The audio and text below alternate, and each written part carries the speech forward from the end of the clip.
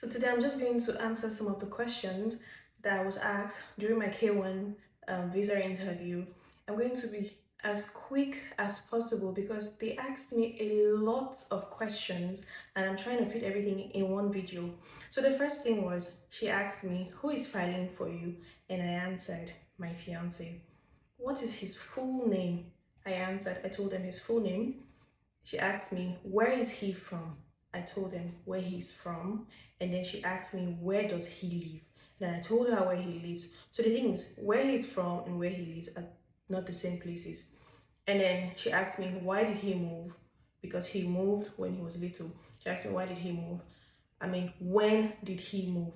And I told her, I don't know exactly when he moved, but he was still way younger, and I don't know how old he was. So the thing is, if you don't know exactly an answer to a question, don't assume or don't lie. Just tell them, I'm not sure, and then say what you know. That's exactly what I did. I told her I'm not sure how old he was, but this is it. And then she asked me, what are his hobbies? And then I told her these hobbies. Because you're supposed to know your partner, you're supposed to know what they like to do. It's not even negotiable. If you're in a genuine bona fide relationship, you should know this thing. And then she asked me, how did you two meet? And then I told her how we met.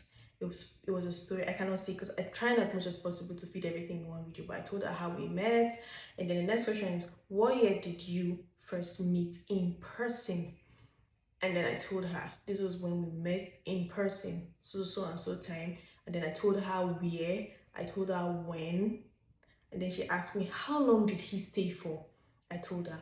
And then the thing is, all these questions they're asking you, they already know the answer to this thing because it's there in your file. And it's also the flight itinerary and all is there when you provide your relationship evidence. And then she asked me, how many times has he visited? So I told her the number of times he has visited, and she smiled because it's a lot. My man visits me a lot. And then she asked me, does he send you money? And I said, yes, he does. She asked me, what is his cell phone number?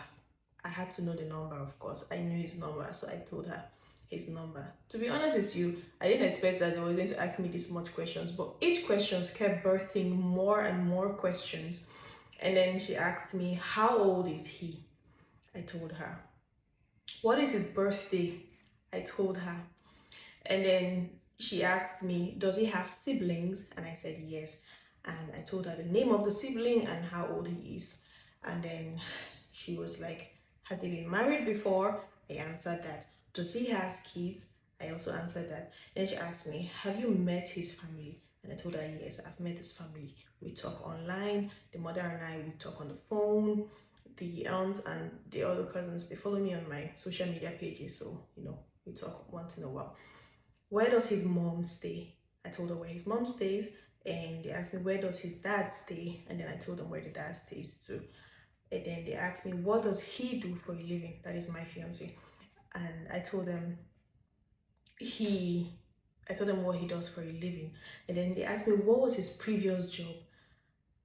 I had to tell them his previous job because he was working somewhere else and then he left, to another job. So I had to tell them all of that. And then they were like, what do you two like to do for fun as a couple? And I told them what we like to do for fun. I listed everything out. And she was just smiling. And then there was something, that question too, which is, what is his full name? She didn't just say, what is his full name? She said, what is your husband's full name? And then I told her, he's not my husband, he's my fiance. And his full name is this and this. That question is actually tricky. Ninth of October, they're trying to find out if you guys are already married before doing this.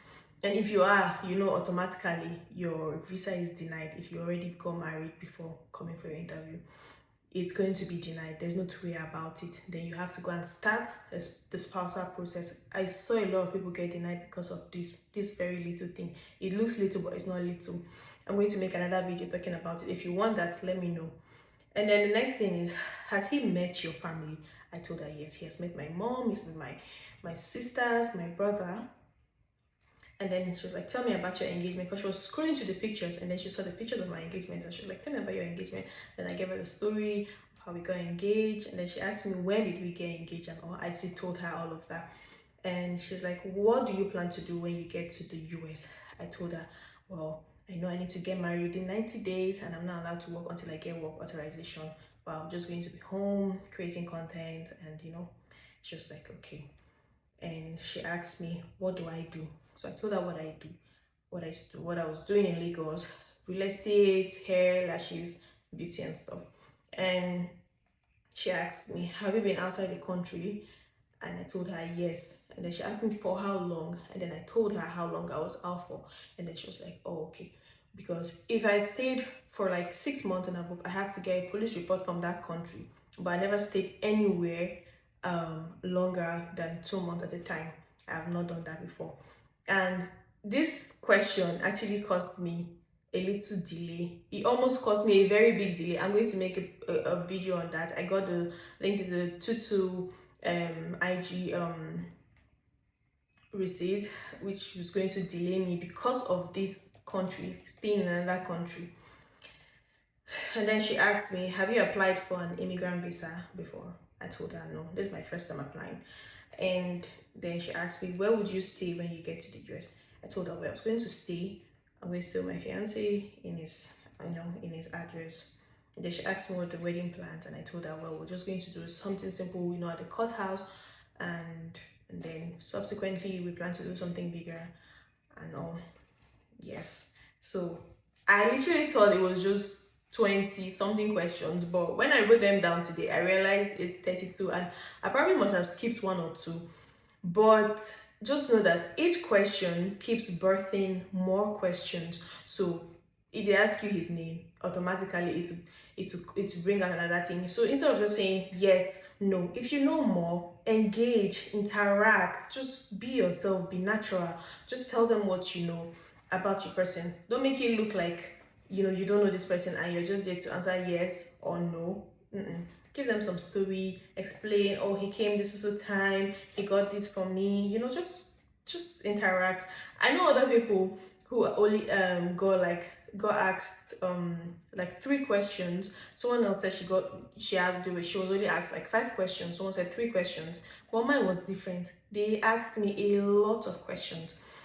And then finally, after all these questions, she said, well, I'm going to approve your visa, because obviously there's nothing, she couldn't find anything wrong with everything. And then she told me that it will be issued in a few weeks, and she didn't have a medical at the time. I told her I already did my medicals, and I don't know why, because the hospital said they already sent it to the embassy. And then she was like, okay, but I don't have it yet, but as soon as we have it, your visa will be issued. And then I told her thank you. I smiled and left. A lot happened in that room. I'm going to make a separate video talking about it, but yeah, so far that was that. So yeah, don't forget to like this video and save it and drop your questions below.